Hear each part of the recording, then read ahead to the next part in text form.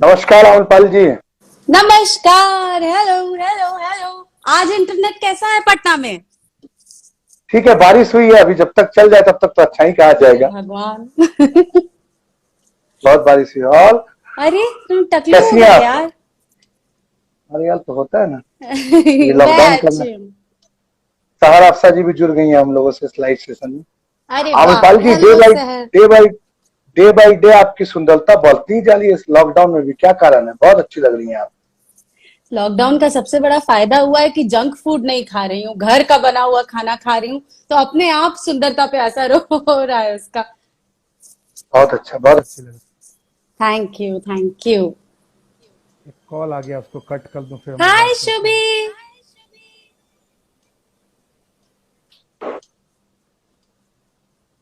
Prince Dubey ji, Rishit जी, hello hello है। हाँ, everyone.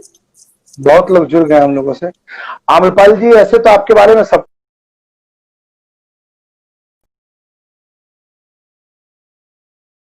फिर निशांत अटक कैसे गए। पहुंच।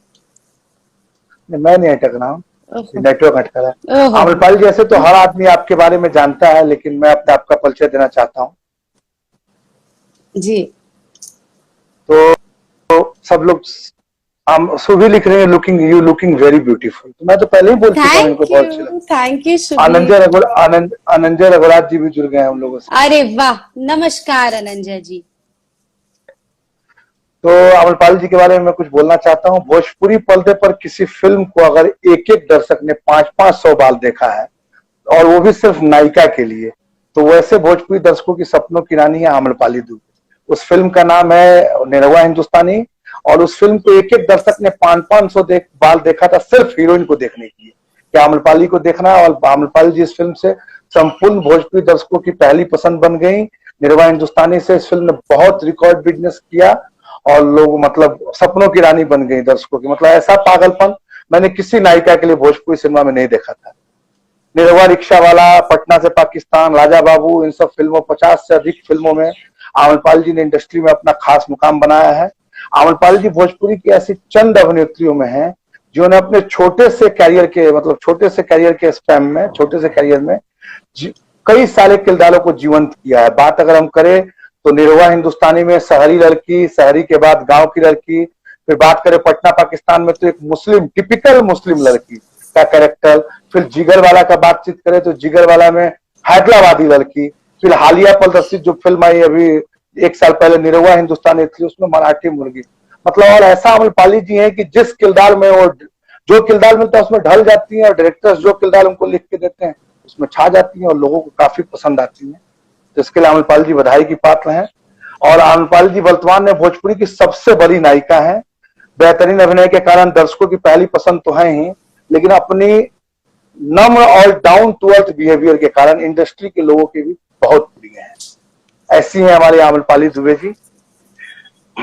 ओ my God, thank you so much. Thank you Nishant.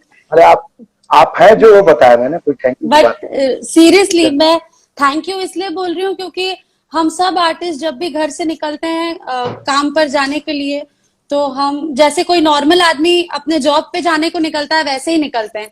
हमको पता होता है कि हम अपने जॉब पर जा रहे हैं, एक फिल्म बना रहे हैं, और कोई अंदाजा नहीं होता है कि जब फिल्म रिलीज होगी तो फिल्म का क्या होगा। जैसे फिल्म रिलीज होती है 2-3 घंटे के अंदर फोन आने शुरू हो जाते हैं, मिक्स्ड रिव्यूज आ जाते हैं। कोई कहता है फिल्म बहुत बड़ी हिट है, कोई कहता है इट्स अ रेगुलर फिल्म, कोई कहता है फ्लॉप है। तो कभी भी हम रियलाइज नहीं कर पाते। और जब आप जैसे ऐसे टैलेंटेड लोग जिनके हाथों में लिखने का इतना अच्छा जादू है, जब आप हमारा अचीवमेंट ऐसे बताते हैं तो बहुत गर्व महसूस होता है, और लगता है कि कुछ कंट्रीब्यूशन हमने भी किया है इस इंडस्ट्री के प्रति। तो बहुत खुशी अरे महसूस बिल्कुल होती है। बिल्कुल, बहुत जी। Thank you so much Nishant. और एक छोटा सा सरप्राइज है तुम्हारे लिए, मैंने प्लान किया अरे है। क्या सरप्राइज है। एक एक हफ्ते से मैं इसको प्लान कर रही हूँ, और मैं सबसे पहले तो उदय भगत जी को थैंक यू बोलूंगी क्योंकि ओके। बहुत सारी डिटेल्स उन्होंने मुझे दी जिस वजह से मैं ये बोल पा रही हूँ अभी। तो सारी अरे ऑडियंस वाह। हमेशा सोचती रहती है, जितने भी लोग हमारे लाइव चैट पर जुड़े हैं वो हमेशा सोचते रहते हैं कौन है ये। सब आर्टिस्टों का इंटरव्यू कर लिया, मनोज तिवारी जी से लेके रवि जी, दिनेश जी, खेसारी जी, पवन जी, अक्षरा जी, ये हैं कौन।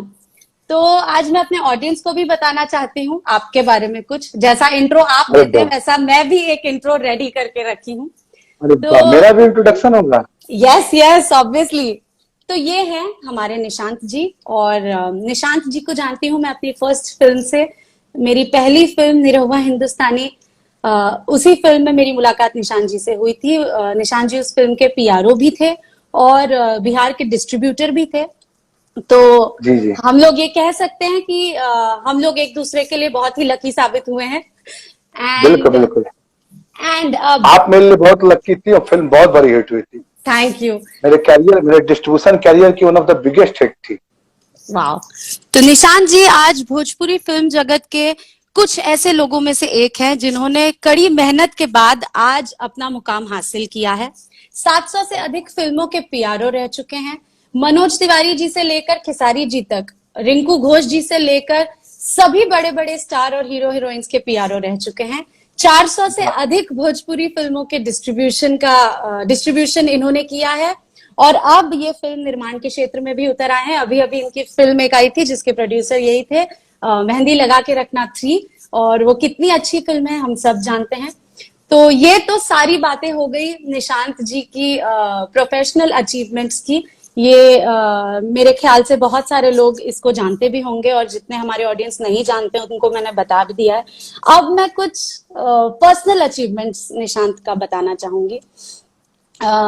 निशांत बिहार में फिल्म डिस्ट्रीब्यूशन करते हैं, जो बिजनेस इनके पिताजी ने शुरू किया था, और कुछ समय पहले अंकल की डेथ हो गई, and which was very saddening for all of us. लेकिन जब अंकल की एज बढ़ने लगी थी और उनकी तबीयत खराब होने लगी थी, तभी निशांत जी ने और इनके दोनों बड़े भाइयों ने, सुशांत भैया ने और वो डॉक्टर भैया ने, उस बिजनेस में पापा की हेल्प करना शुरू कर दी थी। तो आज आई एम वेरी श्योर आपके पिताजी ऊपर से देख के बहुत प्राउड फील कर रहे होंगे। आपने बहुत अच्छे से उनके बिजनेस को टेक ओवर किया है, और इनके डिस्ट्रीब्यूशन कंपनी का नाम है रेणु विजय फिल्म्स, जो कि इनके माताजी और पिताजी का नाम है। और इन्होंने पीआरओशिप शुरू की थी अपने बड़े भाई प्रशांत जी के साथ, जिनका 10 साल पहले असमय निधन हो गया था एक दुर्घटना में। लेकिन आज भी निशांत किसी भी पब्लिक फोरम में जाता है, किसी भी पब्लिक प्लेटफॉर्म में जाता है, तो अपना नाम प्रशांत निशांत ही कहता है। और इससे ये साबित होता है कि आज के तारीख में निशांत इज बिहेविंग लाइक राजा भरत, जिन्होंने अपने बड़े भाई श्री राम का नाम आज भी रखा है। एंड इस चीज के लिए हम लोग सब बहुत प्राउड फील करते हैं आप पे। एंड इतनी सारी गुड क्वालिटीज के साथ साथ Nishant is a very good and a very reliable friend also. तुम्हारे जैसा नहीं लिख सकती, पर थोड़ा बहुत लिख सकती हूँ मैं भी। बहुत अच्छा अमित भाई जी, बहुत बहुत धन्यवाद मेरा इतना अच्छा बोलने के लिए। आपने जो बोला ऐसा तो मैं हूं नहीं, लेकिन आपका प्यार है और बहुत बहुत धन्यवाद, दिल से आपका आभार। बहुत बढ़िया, आपने इतना सारा इंफॉर्मेशन सब। उदय भैया को भी बहुत बहुत धन्यवाद। हाँ, मैंने सब डिटेल्स निकलवाई थी। जब हम लोग पीआरशिप करते थे तो मुंबई का, हम लोग पीआरशिप जब करते थे प्रशांत और हम, तो उदय जी हम लोग का मुंबई का काम उदय भैया देखते थे, और उदय जी आज भोजपुरी के one of the best PRO हैं और सबके साथ काम कर रहे हैं। अमित जी बहुत बहुत धन्यवाद, आपने तो एकदम भावुक कर दिया मुझे। लेकिन दर्शक भावुक कर दिया, लेकिन होऊंगा नहीं, क्योंकि लोग अभी बहुत सारे सवाल जवाब करने, भावनाओं में बहूंगा नहीं मैं। हे प्रभु, मैंने सोचा था कुछ असर करेगा ये सब। तो सब दोस्ती, आपने दोस्ती में इतना अच्छा बोला, मेरे लिए बहुत बहुत धन्यवाद है उसके लिए। लेकिन मेरे कामों के बारे में आपने अपने लेवल से बोला, जबकि मैं उस लायक नहीं हूँ, लेकिन तब भी बहुत बहुत धन्यवाद।